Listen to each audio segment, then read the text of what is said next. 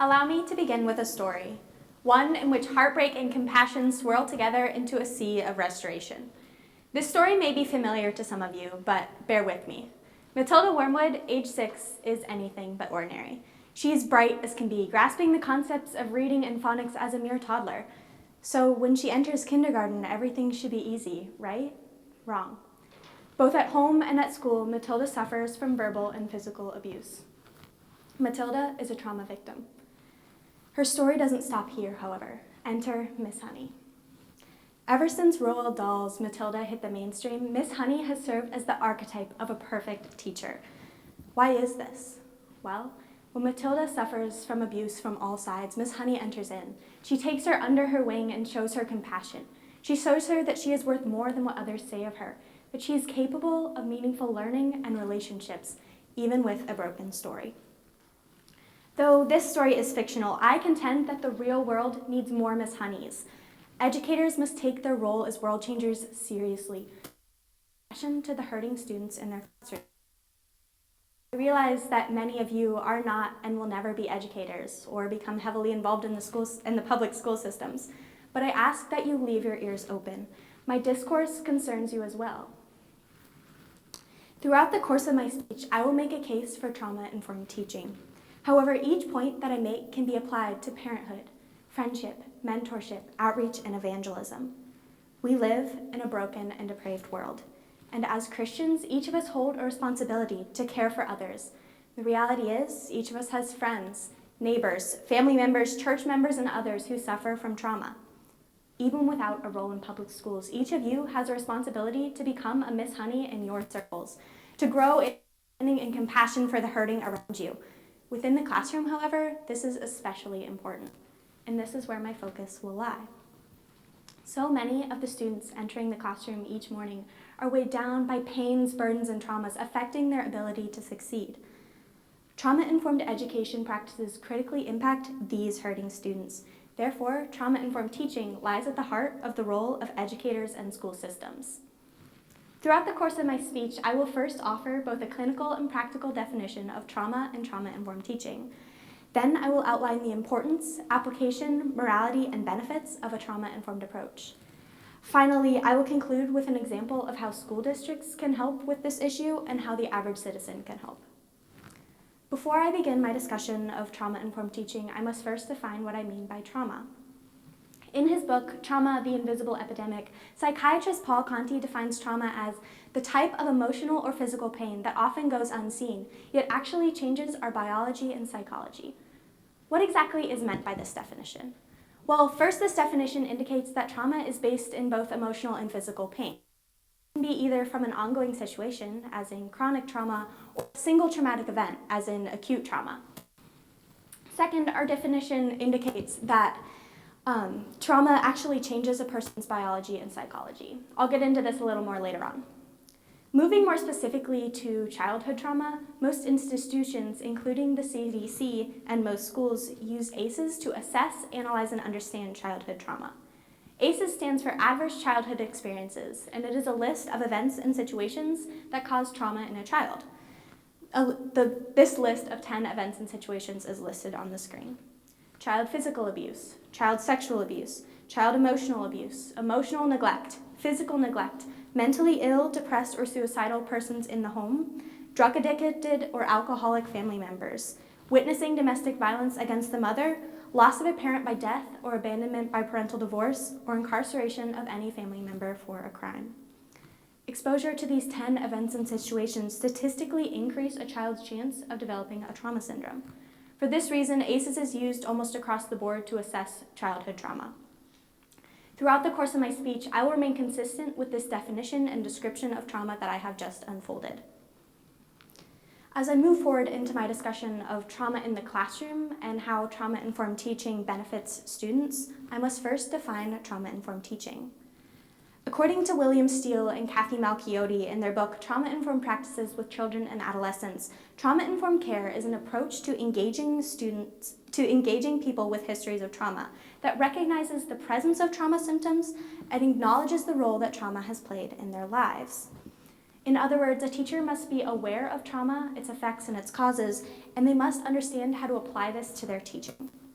When all seems lost in the life of a trauma-enduring child, trauma-informed teaching provides this student with hope and the promise that healing is possible. Because of the intensity with which trauma ravages us today, every teacher will meet in their classroom, and they must be equipped to understand it. Looking at ACEs, the prevalence of trauma is clear.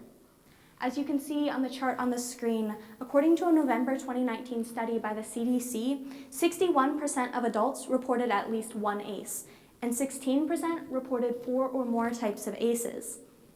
As indicated by the name, adverse childhood experiences occur during childhood. And so we can conclude that many of the children in our classrooms do experience trauma. But where does this trauma come from? As I mentioned briefly earlier, trauma can have many roots, but one of the most prevalent is poverty. Because of the impact that they have on a person's brain neurologically and physically, poverty and by relation food insecurity have become one of the leading struggles that school systems must address. Let's look at how they address them today. Most schools use FRPL, or Federal Reduced Price Lunch Statistics, to assess poverty within their district. Under the National School Lunch Program, students who meet a certain poverty level are eligible to receive free or reduced price lunches through their school. Using FRPL rates, the National Center for Education Statistics determined that in 2019, 50% of students met a mid-high or high poverty level, as you can see on the chart on the screen. The teachers who interact with these students on the daily must recognize the impact that this poverty has on their students and understand how to help them to succeed. As we have seen thus far, the statistics for both general trauma and poverty rise to striking levels. Where then does hope lie? While fixing trauma isn't possible in a broken world, teachers have the opportunity to provide their students with hope.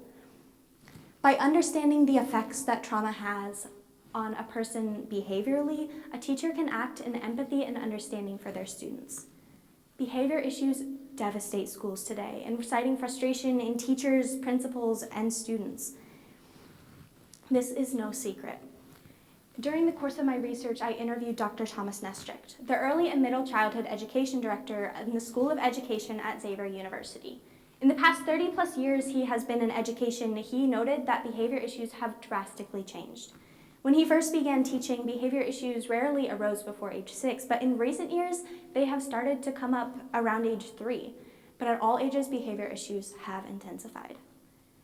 This marks a significant hindrance in the effects of trauma on the classroom. Clearly, something has to change. These behavior issues are often a neurological result of underlying trauma. As Barbara Olberg, an author and child trauma consultant, noted, when a child experiences trauma, their brain doesn't develop properly. And this can cause them to develop behavior issues due to an inability to self-regulate. The identification that these kids then receive as the bad kid can cause a vicious cycle to begin, worsening their behavior issues. Though these situations often seem hopeless, hope remains. By implementing a trauma-informed approach, a teacher can help remedy this vicious cycle by responding with understanding and compassion. Up to this point, I have proven the necessity of a knowledge about trauma. As I move forward, I will begin to discuss practical classroom applications and methodology of a trauma-informed approach. In my conversation with Dr. Nestricht, he emphasized the importance of creating an environment that promotes learning. In order to do this, a teacher must first create a classroom community, where we teach kids to care about one another, to use self-control in conversations to solve their problems. In order to accomplish this, a teacher has to implement a high level of predictability about what will happen throughout the day. This can prevent unnecessary behavior issues that arise when a student's expectations aren't met. Dr. Nestricht noted, quote, "We find that when we are mindful of these things and we develop a caring community, we have kids feeling safe and they engage in learning." As I have discussed, students who endure trauma often struggle to self-regulate due to the effects that trauma has on their neocortex. As Barbara Olberg outlines, when a student feels safe in their environment, they are able to function optimally in their neocortex, allowing them to have a greater ability to regulate. By using empathy and mirroring, a teacher can give their students an awareness of their emotions. de-escalating a situation, and helping a child feel safe to operate outside of fight or flight mode. Dr. Paul Conti gives psychological basis for this in his book, Trauma, the Invisible Epidemic. He says, quote, being surrounded by the kindness and acceptance of others can help the trauma survivor battle the negative loops that trauma creates and foster positive cycles that promote health and happiness. By creating an empathetic classroom character, a teacher can help their student feel safe and curb the spirals and promote learning. While much of trauma-informed teaching lies in creating a classroom environment, teachers must also implement specific classroom activities and practices to benefit trauma sufferers. Now, this sounds beneficial, right? But what does this look like? In her book, I Wish My Teacher Knew, third grade teacher Kyle Shorts outlines both trauma information and trauma practices. For each traumatic situation, she offers statistics and information about this trauma, and then she offers ways that teachers can come alongside their students as allies. When covering a trauma-informed approach related to grief, Kyle Shorts offers the following statistics on the screen. 1 out of every 20 children aged 15 and younger will suffer the loss of one or both parents. 1 in 5 children will experience the death of someone close to them by age 18. 1 in every 1,500 secondary school students dies each year. It is estimated that 73,000 children die every year in the United States. Of those children, 83% have surviving siblings. Every student has a story. Some are told and some are untold. These statistics represent the stories of individuals, the invisible or sometimes visible pain they carry with them every day. It affects their behavior, their relationships, their learning. After covering the prevalence of loss and grief within children, Kyle Shorts offers actions teachers can take to help. One such action is the creation of a grief and loss inventory. She describes this inventory as a tool for creating and storing history on the grieving child throughout his or her academic career.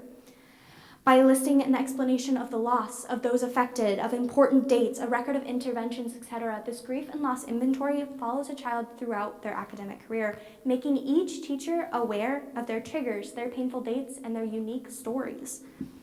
This gives a teacher a greater understanding for their students, allowing them to show greater empathy, intentionality, and care for the hurting in their classrooms. Though this trauma-informed practice only relates to loss-related trauma, trauma-informed teaching is implemented in other ways as well. As we have seen thus far, trauma-informed teaching clearly benefits students, but is it really the responsibility of a teacher? When we look at the role of a teacher, especially a Christian teacher, we see that trauma-informed teaching is the legal, ethical, and religious responsibility of a teacher. Because of the prime position that teachers hold as mandated reporters, they have a responsibility to understand trauma and its signs so that they can work to keep their students safe. In her book, I Wish My Teacher Knew, Kyle Shorts says that according to the Department of Justice, of all professionals, teachers are the most likely to be told by a child about an abusive situation because of the position of trust they hold with their students. Teachers hold a tremendous responsibility. Often they hold the key to their child's safety. A teacher's recognition and report of abuse can totally alter a child's life.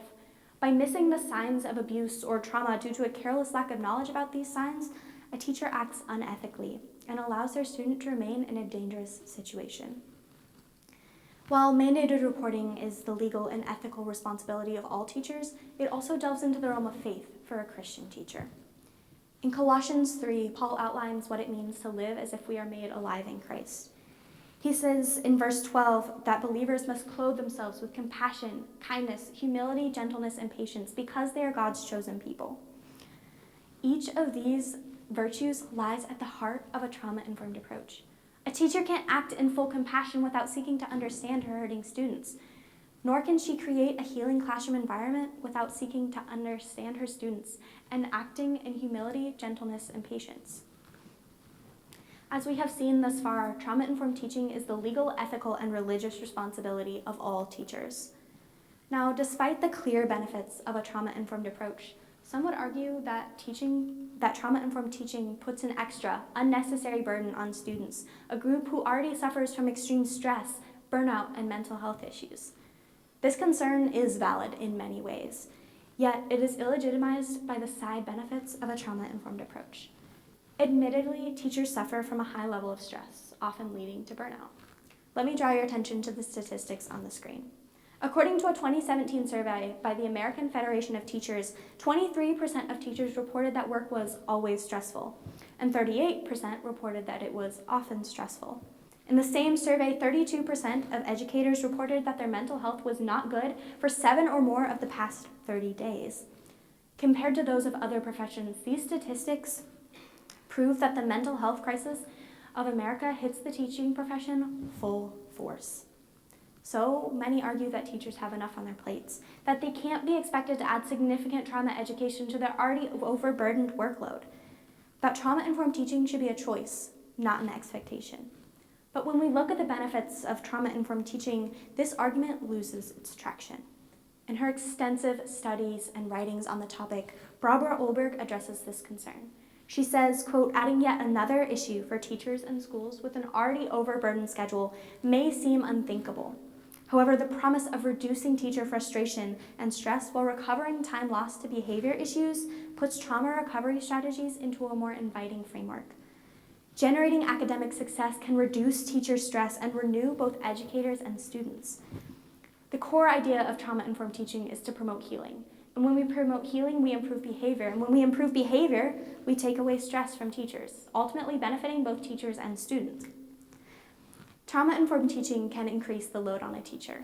Yes, but it also can put less strain on a teacher, making it worth the effort even on the teacher's end. Up to this point, I have discussed ways that teachers can promote student success. While this is an important role for teachers, this responsibility also lies with school systems. Community schools provide one of the most effective methods that school systems can address trauma within their school. Community schools combat the effects of trauma by combating the causes of trauma. According to the National Education Association, community schools are public schools that provide services and support that fit each neighborhood's needs. These schools have the channels in place to accurately identify the needs and hopes of a school community, and then to triage these needs.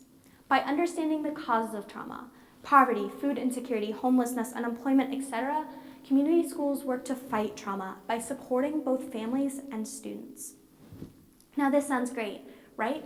But what proven benefits do these community schools have? In a 2022 article, Jennifer Cotting highlights Cincinnati Public School statistics. In these statistics, she notes that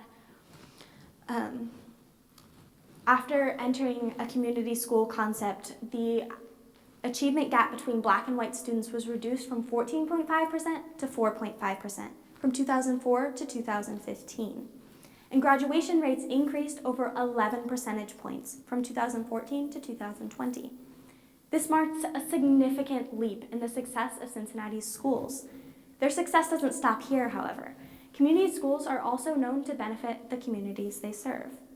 Though all Cincinnati public schools transitioned to become community schools after a 2001 levy, the Oilers Community School has become one of the most well-known and successful.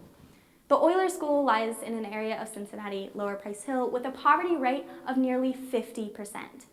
But after entering a community engagement plan connected to the Oilers School, the Lower Price Hill neighborhood benefited from a restoration of quality affordable housing, 350 new jobs, a new nonprofit grocery store, and strategies with the ultimate goal of improving educational outcomes and well-being for students and families. As seen through the Oilers School and the many other evidences I have provided, trauma-informed teaching is critical for students affected by trauma. It offers hope to those without it and allows students to succeed when no one believes they can. As I close, I urge you, think about the statistics I provided at the beginning of my speech. Approximately 3 in 5 adults have experienced one or more causes of trauma, and 1 in 6 meet the criteria for a significant trauma syndrome. As you go about your day this afternoon and beyond, I urge you to look around you. 1 in 6 people you interact with suffer from trauma. This is often unseen. Now, I recognize that not all circles and communities. This is still a significant number, and most of you are not and will never become educators. However, you still have the responsibility to become a vehicle for change. Your community needs your support just as desperately as students need their teachers' support. Educate yourselves on trauma. Understand the trials of those around you. Treat those you meet with compassion. You too have the power to become a Miss Honey in this broken world. Thank you.